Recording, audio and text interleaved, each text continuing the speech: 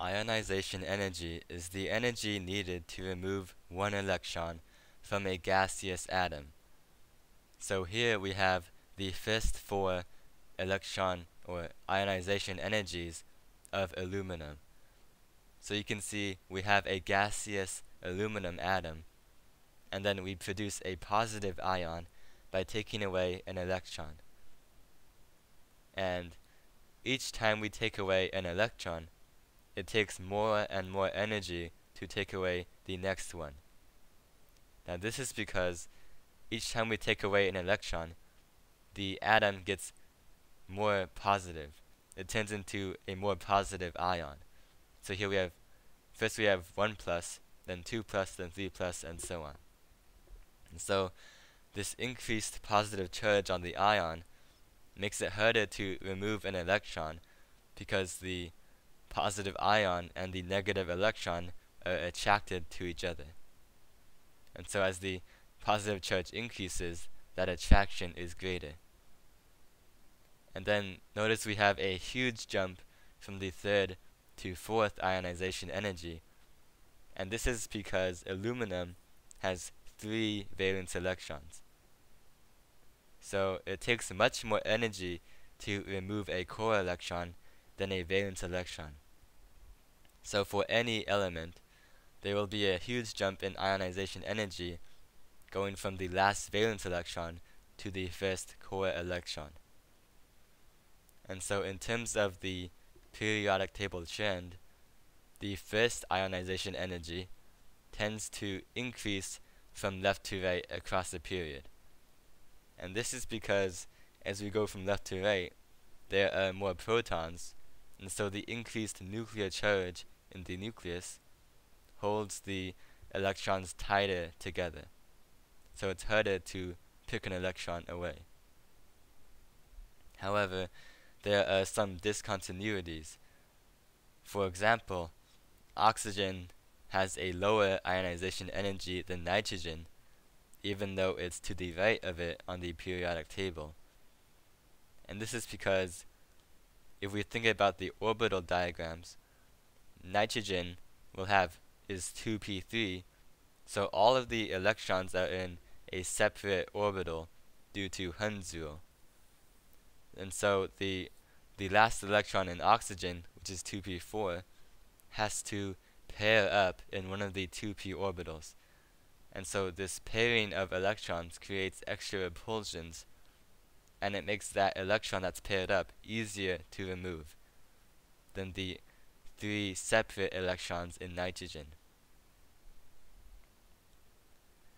And the ionization energy tends to decrease as we go down a group, because as we go down the group, the electrons are further away from the nucleus, because as the principal quantum level increases, the orbitals get larger. And so if the electrons are far away from the nucleus, the attraction between them is less, and it's easier to remove them. So next we have electron affinity, which is the energy change associated with the addition of an electron to a gaseous atom. In ionization energy, we're taking away an electron to form a positive ion, and in electron affinity, we add an electron to produce a negative ion. And so for elements that form stable negative ions, such as fluorine, then this electron affinity will be negative because they release energy. And so when they release energy, we say it's negative. And the reason that they're stable in the first place is because of this exothermic electron affinity. Because remember that they like to be at lower energy, so they want to release as much energy as possible when forming the ion. So it generally gets more negative as we go from left to right. But again, there are many exceptions. For example, carbon forms a stable, isolated negative ion, but nitrogen does not, even though we'd expect nitrogen to have a more stable ion than carbon. And this is because, again, it's due to the orbitals. Nitrogen has 3 electrons, so for 2p3, so each one is in its own separate orbital. So if we add an electron, it has to pair up with one of those electrons, creating extra repulsions. Whereas in carbon, 2p2, there is an empty orbital, so the extra electron has a space all to itself. And so, next to nitrogen, oxygen does form a stable negative ion.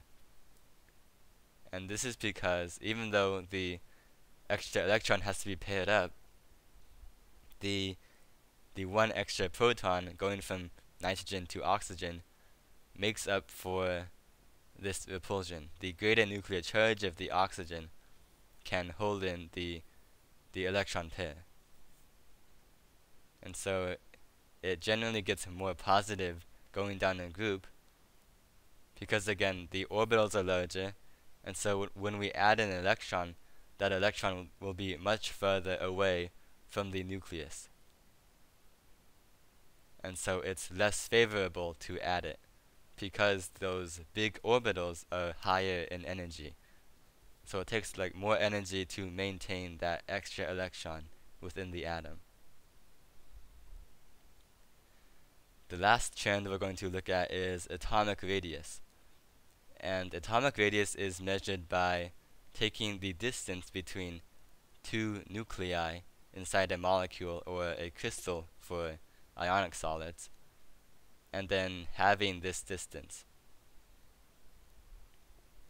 So it decreases as we go from left to right across the period because the increased nuclear charge from the extra protons draws in all of the electrons closer, making the atom smaller. And it increases going down a group because, again, the orbitals get larger. And so the overall atom also gets larger.